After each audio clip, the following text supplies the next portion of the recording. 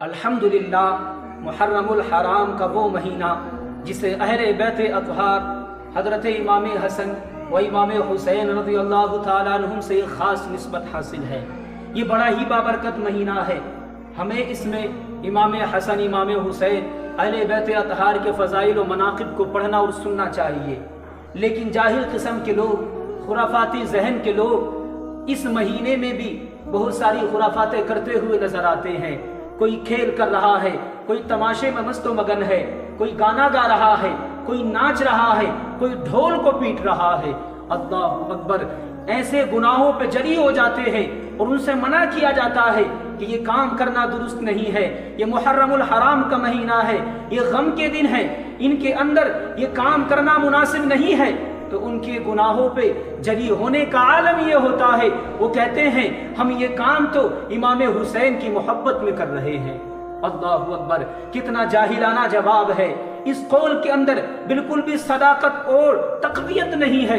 کتنے جاہلانہ قسم کے لوگ ہیں، امام حسین کی طرف منسوب کر رہے ہیں اپنے گناہ والے کاموں کو۔ اگر امام حسین کی محبت میں کرنا ہی ہے تو پھر قرآن پاک کی تلاوت کرو۔ وہ امام حسین نیزے پہ چڑھ کے بھی کلام پاک کی تلاوت کر رہے ہیں، لیکن آج ان لوگوں کا حال یہ ہے جو امام حسین کی محبت میں ڈھول بجاتے ہیں، انہیں مہینے ہو جاتے ہیں، انہیں برسیں ہو جاتے ہیں قرآن پاک کو کھولے ہوئے۔ ارے کیسی محبت ہے امام حسین سے، کیسی الفت ہے امام حسین سے۔ اگر تمہیں امام حسین کی محبت میں کرنا ہی ہے تو امام حسین نے نماز سے کیسی محبت کی ہے وہ پڑھو تو صحیح، وہ دیکھو تو صحیح، ویسی محبت کرو اور ایسا جذبہ بنا لو کہ کبھی نماز نہ چھوٹنے پائے۔ لیکن ان لوگوں کو اس میں مزہ نہیں آتا ہے، ان لوگوں کو کلام پاک پڑھنے میں مزہ نہیں آتا ہے، انہیں تو ڈھول بجانے میں مزہ آتا ہے، انہیں تو ناچنے میں مزہ آتا ہے، انہیں تو تماشا کرنے میں مزہ آتا ہے۔ اللہ اکبر! ایسے لوگ خبردار رہیں، ایسے لوگ اپنے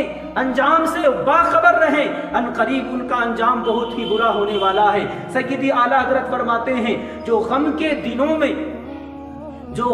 دنوں میں بے ادبی والے کام کرے یا ایسے کام کرے جس میں گناہ کے پہلو نظر آتے ہیں، اللہ اکبر، وہ کرنا بالکل منع ہے۔ بہار شریعت میں لکھا ہے محرم الحرام میں کھیل تماشے باجا بجانا منع ہے، کم سے کم ان کتابوں کی مانیں اور خدا را گناہوں سے باز آ جائیں۔ اب تک ان کاموں میں ملوث تھے تو آج سچی توبہ کر لیں۔ ارے دیکھو تو صحیح، وہاں امام حسین دین اسلام کی بقا کے لیے کیسی کیسی قربانیاں دے رہے ہیں۔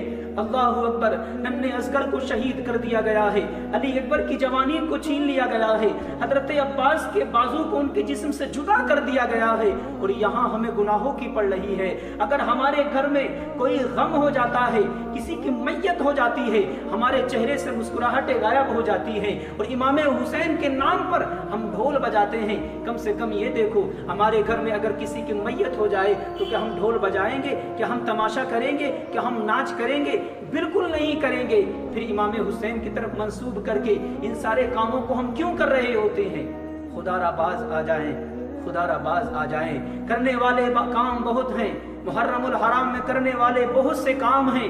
کرنا ہے تو شربت پلائیں، سبیل لگائیں، قرآن پاک کو پڑھیں، ذکر کریں، ذکر و اذکار میں مشغول ہو جائیں، محرم الحرام کے روزوں کو رکھیں، دن میں روزے رکھیں، رات میں قیام کریں۔ انشاءاللہ یہ دنیا میں بھی فائدہ مند ہوگا اور میدان محشر میں بھی ہمارے کام آئے گا۔